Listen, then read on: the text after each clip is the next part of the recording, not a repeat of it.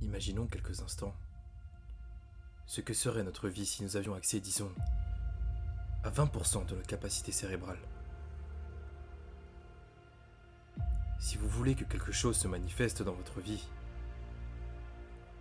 le genre de personne que vous aimeriez devenir, manifester quelque chose de nouveau dans votre vie, quelque chose de plus puissant, quoi que cela puisse bien être,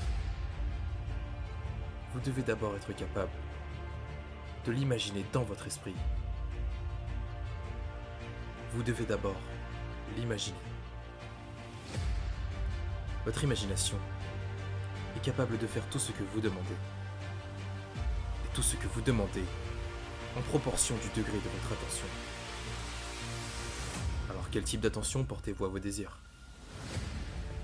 La citation la plus célèbre d'Einstein est l'une de ses observations les plus célèbres, et qu'il a dit « L'imagination est plus importante que la connaissance, car la connaissance est limitée, tandis que l'imagination englobe le monde entier, stimule le progrès et suscite l'évolution. La logique vous mènera d'un point A à un point B. L'imagination vous mènera partout. » Grâce aux découvertes de la physique moderne, nous avons appris que l'esprit conscient est impliqué dans la manifestation de la réalité physique. Cependant, il existe de nombreuses autres observations intéressantes suggérant que l'esprit peut influencer les objets physiques de notre vie quotidienne. Faites de votre rêve futur un fait présent, en assumant le sentiment du souhait réalisé. Ce que vous sentez être, vous l'êtes, et on vous donne ce que vous êtes. Alors assumez le sentiment qui serait le vôtre.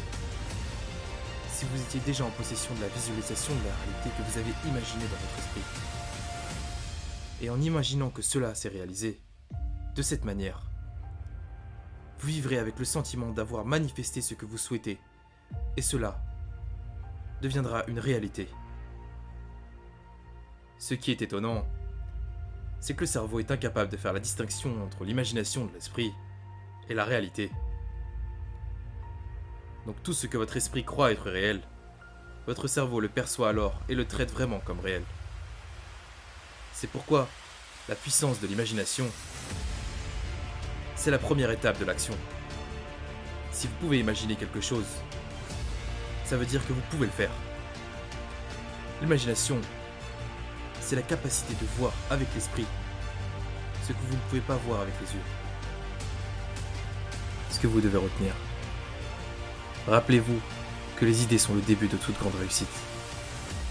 L'imagination est le début de la création. Vous pouvez créer la plupart des choses que vous pouvez imaginer.